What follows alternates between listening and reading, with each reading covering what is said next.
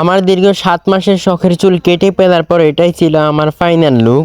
আসসালামু আলাইকুম everyone, welcome to my সস্তা ব্লগ। দীর্ঘদিন ধরে আমার চুল পড়ার প্রবলেম ফেস করতেছি, তাই আমি ভাবলাম যে চুলগুলো কেটে ফেলা দরকার। কিন্তু আমার এত শখের চুল, তাই শেষবারের মতো একটু চুলগুলো দিয়ে ভাব নিয়ে নিলাম। তারপর সোজাসুজি চলে গেলাম সেলুনে চুলগুলো কাটার জন্য। সেখানে গিয়ে একটু ওয়েট করতেছিলাম, কজ আমার সিরিয়ালটা একটু পরে ছিল। সেলুনে গিয়ে দেখলাম যে সেখানে ইন্ডিয়ান মুভি চলতেছে, যদিও আমি হিন্দি বুঝি না, তারপর কি করব আর বসে বসে এই মুভি দেখতেছিলাম। ভাই দুঃখের কথা কি বলবো, আমার সামনে যে লোকটা চুল কাটতেছে তারও আমার মতো ভাববে চুল। পরে নিজেকে সান্ত্বনা দিলাম যে এখন যদি নিজের চুলের যত্ন না দেয়, পরে এই বেটার মতো টাকলা হয়ে ভাবি রাখা লাগবে।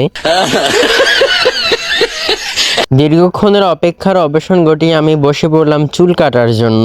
বিশ্বাস করেন ভাই, সেলুনওয়ালা মামা যখন চুল কাটতেছিল আমার মনে হইতেছিল সে চুলের উপর না, স্বয়ং আমার কলিজার উপর দিয়ে মেশিন চালাইতেছিল। আমার দীর্ঘ 7 মাসের শখের চুল কেটে ফেলার পর এটাই ছিল আমার ফাইনাল লুক। ধন্যবাদ এভরিওয়ান এতক্ষণ পর্যন্ত আমার আজাইরা বকবক শোনার জন্য। আজকের জন্য আল্লাহ হাফেজ।